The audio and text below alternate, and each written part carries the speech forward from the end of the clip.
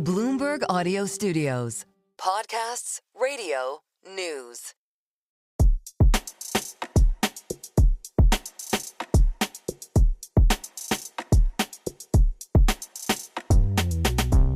Welcome to the Merryn Talks Money weekly roundup, our debrief on the biggest stories in markets and economics. I'm Merryn Somerset Webb, editor-at-large for Bloomberg UK Wealth. I'm John Stepek, author of the Money Distilled newsletter and senior reporter for Bloomberg. Okay, John, there is far too much for us to talk about this week. There's so much going on when it comes to stories. There's volatile markets, there's war, there's defense stocks, there's crypto all over the place, all this. So what we're going to do is not talk about any of those things. We're going to do that thing where we just choose one major story, unpack it in the conversation. And this week, it's all about energy. The story is about a bit of research that's come out from Peel Hunt Economics, which asked the question, this is the title of the research anyway, does the UK lack the energy for productivity growth? So it's a new look at the productivity puzzle, which you and I talk about endlessly. What's the problem with UK productivity? Is it about having too much cheap labour? Is it the way our welfare system is set up? Is it the decline in manufacturing as a result of Chinese growth? What is it? We talk about this all the time. This report uses data from nearly 200 countries to make... Are there 200 countries? I think there's 211 or something, but yeah. Let's be precise. 189 countries.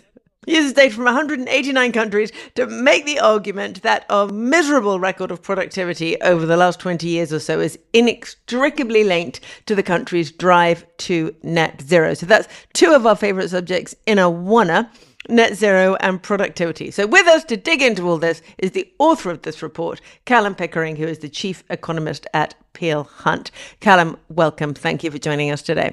Oh, my great pleasure. Thank you for having me. Okay, now what I want to do is start by asking you why you sat down to do this bit of research, because while it may be data-driven, come as no surprise to many, it also goes against the popular narrative and might not make you very popular. So what made you sit down and say, I'm going to do this?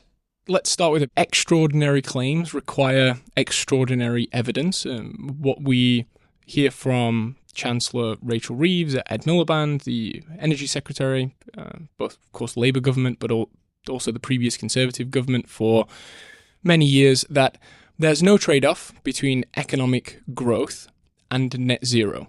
Now, as an economist, that sort of gets my senses tingling a little. There's this general rule, which is there are no policy solutions, there are only policy trade-offs. Now, of course, there are exceptions, but it is a general rule. It's a good rule of thumb. So I thought, this is quite a big claim to make. Let me see if it's true. And after going around the dozens of government websites where all of this data is located, I've put something together, taken a look, and actually I don't see compelling evidence that this is true. In fact, I actually see the opposite. I see, I think, clear evidence that when we start to aggressively pursue our net zero policy, we see almost immediately the economic problems which we're all familiar of: slow growth, weak productivity, weak growth in living standards. They all begin. Interesting. And you are timing this from around 2005, right? A lot of people will look at the UK's productivity problem, look at your charts and go, yeah, obviously this is all about the great financial crisis. It started around then. But you're taking it back a few years and saying, actually, it started a bit earlier. That's right. And we mustn't discount any of these other factors. Low interest rates, what that might mean for things like risk appetite, malinvestment. Also, we had to just pay a price in growth terms for a while just to fix some of the problems with the financial system that were exposed and, of course, the reason for the global financial crisis. But what I look at is essentially 100 years of data on the UK. And what we see is a very clear picture. The available electricity to the UK economy, that's the stuff that firms and households can tap into to consume and produce stuff. It rises precipitously through the 20th century until it peaks in 2005. Since then, it's fallen by about 20%. If I then compare productivity, measure it how you like, output per worker, output per hour, or multi-factor productivity, which is the best productivity measure, which blends all the factors of production, what we see is alongside that rising trend of available electricity, productivity is rising nicely, And then after 2005, around 2005, 2006, all of these numbers start to weaken. And as our electricity availability declines, our productivity measures and our GDP measures start to move sideways. Okay, now let's just go back a little bit and talk about how extraordinary it is to see a decline in available electricity or energy of any kind, in that this is not the first energy transition in the history of mankind, right? There have been several others in the past, but every other time, the new energy source has been additive rather than transformative. We don't use less wood than we used to as a globe. We don't use less coal than we used to as a globe. We don't use less oil, etc. So this is the first time a transition has been attempted that is not additive. In our UK electricity supply, you see the closing down of various parts of the energy infrastructure that are then not replaced. That's exactly right. And again, it's a policy choice to reduce the available electricity to the UK economy. What we have done is we've decommissioned what one might consider to be dirty forms of energy, coal, oil, some gas. Oddly, nuclear, which is clean and it has huge potential. But as we've decommissioned these parts of the energy output infrastructure, we have not replaced them quickly enough with renewable energy, whether that's solar, wind, and the net result has been this decrease in energy availability. Now, one obvious pushback would be light bulbs give out less heat, so do machines, computers. As the world's become more efficient, do we just not need less energy? There's a quick check there, which is, let's look at prices. How are prices behaving? That if I know roughly what I think supply is doing, and I can see how prices are behaving, I can make some judgments about the demand side of this equation. And what you see is, up until 2005, not just for electricity, but consumer energy prices across all types, producer electricity energy prices across all types, are actually fairly stable. Not just stable, but falling relative to general prices. And then in 2005, we start to see this steady rise, which accelerates over time in prices of all types of energy. Something, of course, else happened in the early 2000s, which is we became a net importer of hydrocarbons, oil and gas, which has meant that when prices rise, now we suffer negative terms of trade shocks instead of positive terms of trade shocks. It's bad for our producers and bad for our consumers. And so when you put all of this together, the staggering rise in prices, this fall in supply, even if you make the case that yes, demand has probably come down a little bit for any given activity, demand for energy, because we see prices rise as supply falls, we can say with quite a bit of confidence, I think, that the supply effect is larger than the demand effect. Okay. So one of the things that has happened is that we have not seen our living standards rise as a result of that. And one of the things that much of your report compares the UK to the US, and we'll talk about that in a minute, about whether we should more realistically be looking at Europe. But one of the statistics that you put in, back in 2005, which is when our UK electricity supply actually peaked, UK energy per capita was 50% of the US level, and our living standards were around 79% of the US level. By 2022, and these numbers will have definitely changed since and not in our favour, I'm afraid, by 2022, UK per capita energy consumption had declined to around 38% of the US level, and per capita GDP had fallen to 74%. I think it is a little below that then. So you see that very clearly in the numbers, a very different approach. They have been growing their living standards, keeping per capita energy consumption around the same, so using efficiency like that.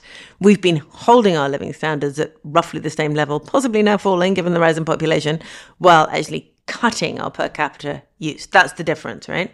That's exactly right. Implicitly, we have made a different policy choice. The reason we're now moving on to GDP per capita is because productivity is the thing that drives GDP per capita over time. It's just how efficiently can you use your factors of production. And what we should keep in mind here is energy is a very critical factor of production. In a very fundamental sense, productivity is capital over labor. And because capital requires energy, the more energy you have, the more productivity you can generate. I wanted to broaden this study because you get oddities if you just look at an individual country sample. So when I look at 189 countries, the data we go from 1990 to 2022, you see this very strong positive correlation between per capita GDP, so living standards, and per capita energy consumption. Rich countries consume more energy on a per person basis. And actually, the one thing you can say about the UK is that almost no country for its size has a higher standard of living for such a little amount of energy consumption per person. When you look at the UK versus the US, where you see a very big difference, and of course I like comparing the UK to the US, although the UK is smaller, the makeup of its economy is actually very similar. It's services and consumer oriented, has a big financial system, it's credit driven, so you can't just say US is just oriented towards heavy industry or something like that. It's a very similar economy, just a different scale. And the point you make is exactly right. Implicitly, we have made a very different policy choice. We have used energy efficiency, progress towards using less energy for any given thing that we do to stabilize our living standards, but reduce our energy consumption. What America has done is stabilized its energy consumption, but become richer over time. This is implicitly a very different policy choice, and essentially this artificial scarcity that we've imposed upon our economy, which means actually we now have the highest energy prices in the advanced world. We are excluding so many types of economic activity that would just be profitable if we had lower costs of energy and the energy available to produce them. Now, a lot of people who listen to this will be confused because one of the things that they hear constantly is that UK energy prices are only high because of the gas price, and we share that problem with the rest of Europe. Price is important, but what matters more here is just supply. Let me just step back from this study and just think about a question that we often ask ourselves in markets. We will say, the oil price has gone up or the gas price has gone up. What does this mean for economic activity? Actually, I can't tell you anything about what that means for economic activity if you just tell me the price. What I care about is, have we had an upside surprise in global economic activity? In other words, has demand for this stuff gone up and therefore the price has gone up? In which case, just be happy that the economy is stronger. We don't need to worry about negative effects. But if you tell me that actually we've less supply in the world because something has happened somewhere, we've had a geopolitical accident or the like, actually, we need to think about price, yes, but actually I'm asking, what can't we now do because we don't have the gas that we did yesterday? And that's where the economic losses actually come from. And so actually this is a really practical question, which is, if you're a company in the UK, you probably just cannot access the electricity that you need. And because demand exceeds our supply potential when it comes to electricity, we're rationing through prices. That's essentially why prices are so high. So even if you strip out all of the levies and all of these other things, we would still have abnormally high energy prices. And the thing that stands out is we have taken a very different implicit choice when it comes to our energy supply. We've reduced ours more than other countries, certainly on a per person basis. That is staggering. It blows my mind that our actual available supply of energy has fallen by 20% over 20 years. I had no real idea about that. It's so negative for growth. The point is that ultimately we need energy abundance to do all the things we want to do. And the fact is we've been rowing against that for 20 years, and that is shocking. And it's actually, the one question I would have, and maybe we should get back to this later, but it's more, okay, there's policy choices, but there's also a lot of this just seems to be people not making hard decisions at the time. It's not an explicit policy choice. It's more, oh, let's put this off until it's someone else's problem. That's right. It's an implicit policy choice, which I think gets more cover than is justified, because we have somewhat of a mantra that there's no trade-off between net zero and economic growth. It's fine. Things are becoming more efficient energy-wise, and so actually if we just reduce our energy capacity, it's probably not a big effect. Actually, what you find is, in a very simple sense, you have some critical factors of production that you need. You need land, you need labour, you need capital, and you need energy. We know we're a land-constrained economy. Now we consider that when we think about growth. We're all considering what the demographic effects of an aging and shrinking population might be for the world. Okay, capital availability fairly good. There's still plenty of stuff in the ground we can dig out, so we're not worried about that. But energy is just as important as these other three things. A couple of other things that should just be taken out of this, I think. One is that if you look at the government's own projections, previous governments, current governments, UK electricity availability will rise over time towards the middle of the century and will exceed by a significant amount our all-time peak, which was in 2005. And perhaps I just give some rough numbers. In 2005, we had around about 380 terawatts available to the whole economy. About now, it's 280. If the government builds out renewables and some gas, because of course you need some firm power to account for the intermittency when the sun doesn't shine and the wind doesn't blow, we'll get to 450 terawatt hours. And the central problem is we can decommission on time. We're fairly good at that. But can we actually build out on time? So things like planning permission and regulations and all this other stuff really, really matters. And I think the reason why we just need to take a cold, hard look at this kind of evidence is because we face two really difficult choices at the moment. How do we get ahead with AI? It has huge potential for productivity gains, but it's very energy intensive. In a sense, it's an industrial revolution as much as a tech revolution. But then second, we will need to raise our military spend as a percent of GDP. And again, to be frank, if you want to be a serious military power and defend yourself, you have to be able to keep your own lights on over winter. And therefore, we need to have energy security, and we need to be able to meet our own needs under any given circumstances. And so I think the worm is probably turning on a lot of this stuff. But the key point for me is just look at the very basic economics. The more supply you have, the bigger your economy is. If you reduce that supply, somewhere you will see some negative consequences.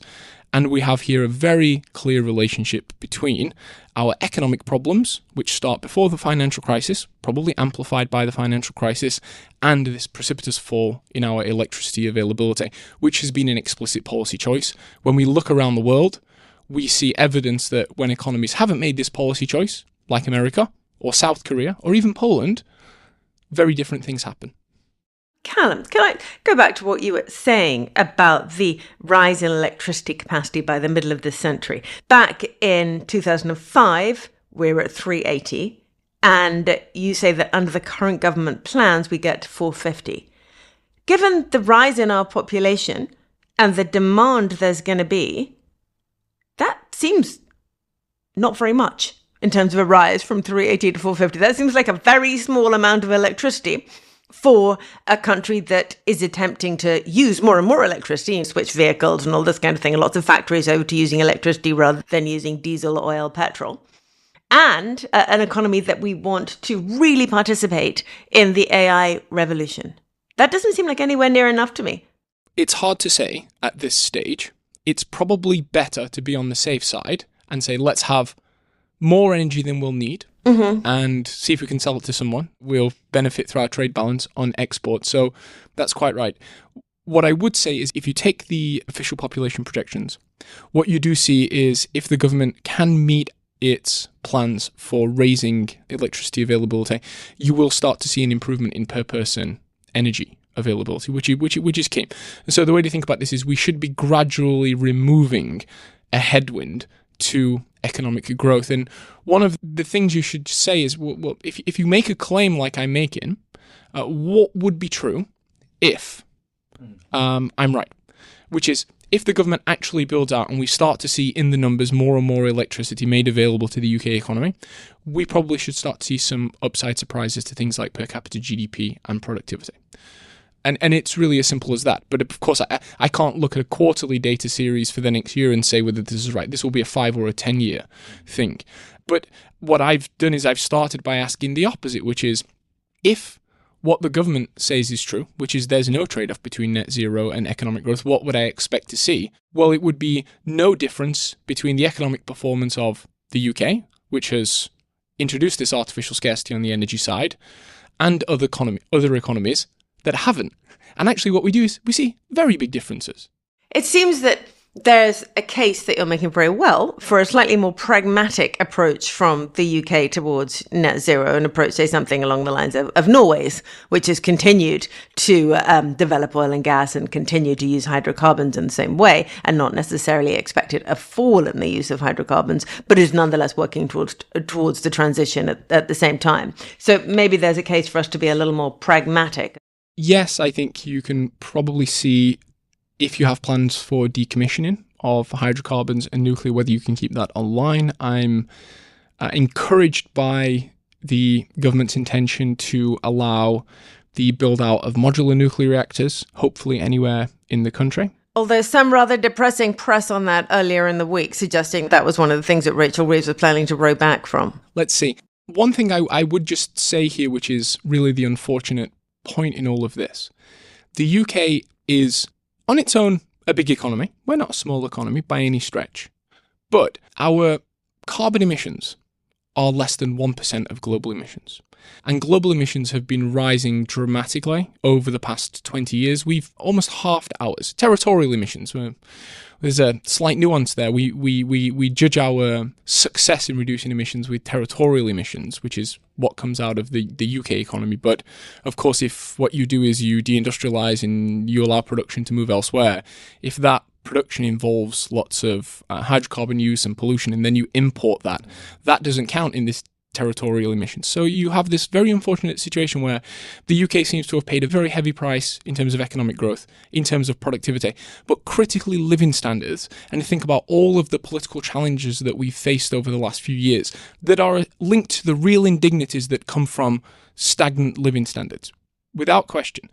And the result is, because we contribute such a small amount to global emissions, we have not changed the dial. We have not changed the global overall emissions story.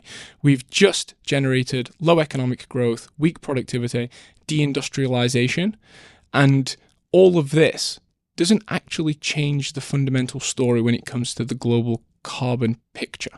And so we need to ask a very serious question whether or not this has been, remains, and would be a sensible policy choice for us to make.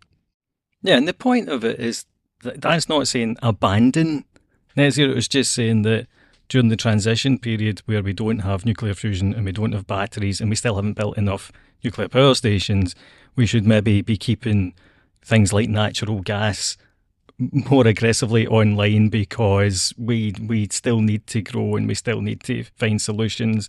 And I suppose the other problem is, if we've got economic stagnation, then we're also not generating any innovation. And innovation is one of the things we need to make this actual switch to net zero actually work. That's exactly right. The richest economies in the world, which are essentially the most productive economies in the world, use energy most efficiently. And so becoming richer is a good and obvious way to become more energy efficient. There are another couple of things just to throw in here, which is that the state of the world has changed. We're much more vulnerable than we once were to external geopolitical shocks. And at present, we're a net hydrocarbon importer, oil and gas. We have not huge, but significant reserves of this. We could make a choice to say, since we're still using this stuff, why not protect ourselves against some of these choices by exploring some of our own supply potential? That's one thing. But also keep in mind that, of course, renewables have fantastic potential. The marginal cost is extremely low. The wind always blows. The sun, you have this giant nuclear reactor in the sky that's just giving off energy. And this is very sensible to try and tap this stuff. But a lot of this technology requires critical minerals, which we don't have in the UK.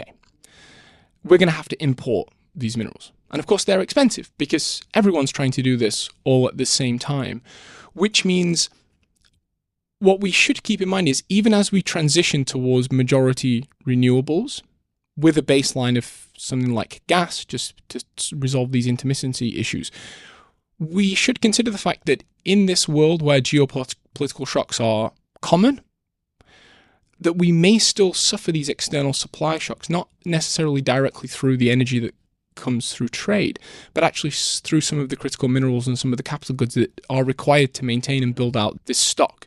So we just need to take a cold, hard look at some of these choices. Yeah. This is another one of the Another one of the conflicts that is little discussed is that we talk about how important it is to have a shift towards renewables for our energy security.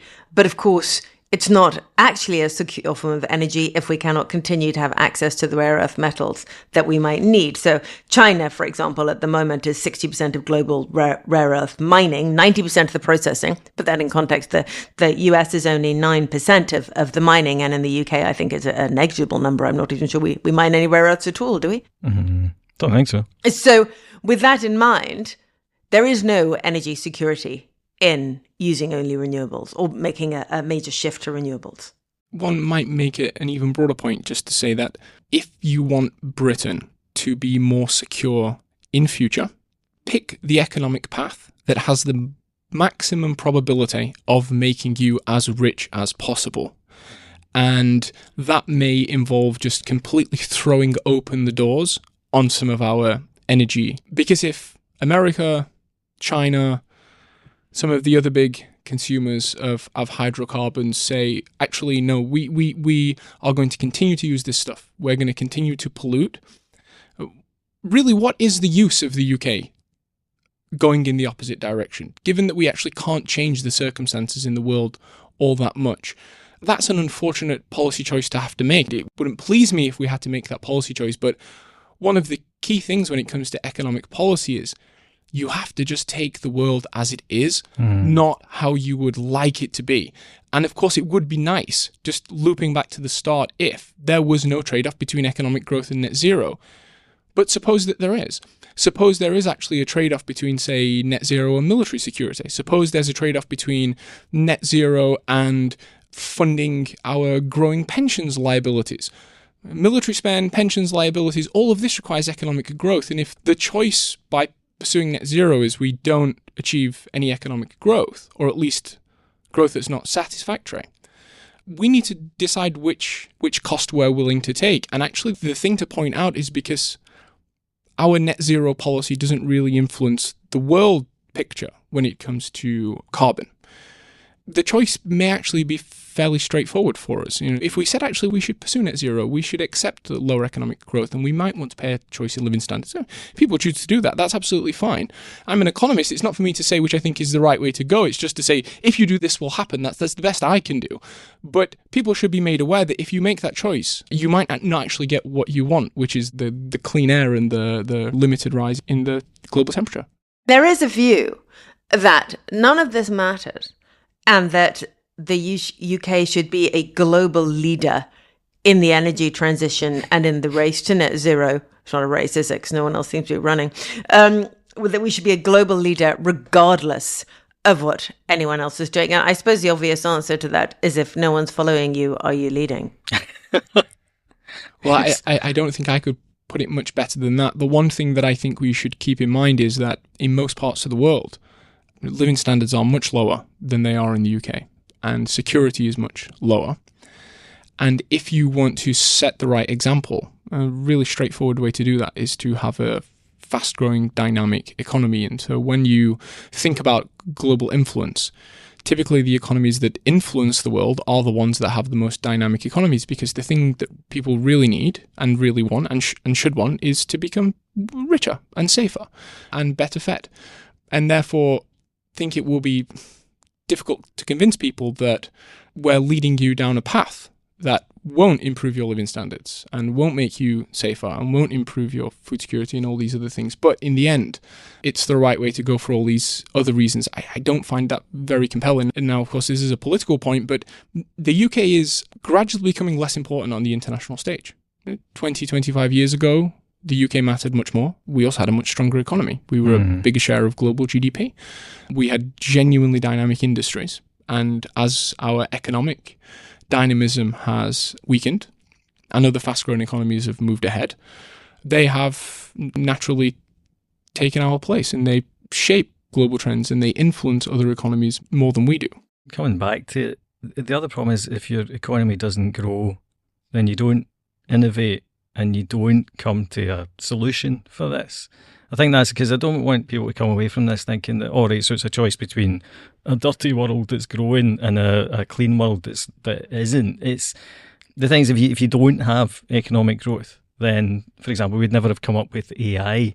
And AI might require energy, but AI might also, who knows, solve nuclear fusion in the next 10 years. Maybe, who knows, it's always next 10 years. But the point is that if you don't have the innovation driven by inexpensive energy and the ability to use more and more of it, then we're actually looking at collapse, really, eventually. Let me just make clear what I am saying in the report and what I'm not saying in the report. I'm not suggesting that we should abandon net zero. In fact, I'm not really making any policy recommendations at all. What I'm doing is taking at face value what our net zero policy has produced so far, which is a reduction in energy availability through decommissioning of dirty forms of energy, which has not been offset sufficiently by renewable capacity. I have, again, this is not a policy prescription. If the quickest way to rapidly increase the available energy to the UK economy is through rollout of wind and solar, that's probably the policy choice to make. If it's nuclear, that's the policy choice to make. If it's gas, maybe that's the policy choice to make. It's really not to have a preference in all of this, but I fully agree to your point. Look to the US as the example of a country where energy costs are low, availability is extremely high. It's the most innovative, dynamic, major economy in the world. And UK tech companies, startups, we're great at that. But then they have to make a choice. Where can we scale? And what you need for a company that wants to scale is cheap, reliable energy that's not vulnerable to global gyrations. And we can't provide that, but America can, which is why companies migrate to America. During 2022, when Europe was throttled by gas supply shortages following the Russian invasion of Ukraine, America continued to grow. If you're a company deciding in this unfortunately more risky world where you might want to spend the next 10 years trying to grow your economy, and if you're a highly productive company that requires lots of cheap energy, the choice is to go to the US. I think that you've given everyone a lot to think about here, and I hope that Ed Miliband will listen to this and have a little think. Maybe not. We'll see. Perhaps he'd like to come on and discuss. Anyway, Kallum, thank you so much for joining us today. We really appreciate it. That was my great pleasure. Thank you so much. Thanks for listening to this week's Merryn Talks Money debrief. If you like our show, rate, review, and subscribe wherever you listen to podcasts. Also, be sure to follow me and John on X or Twitter at MerrynSW and John_Stepek. This episode was produced by Samasadi, production support and sound design by Moses and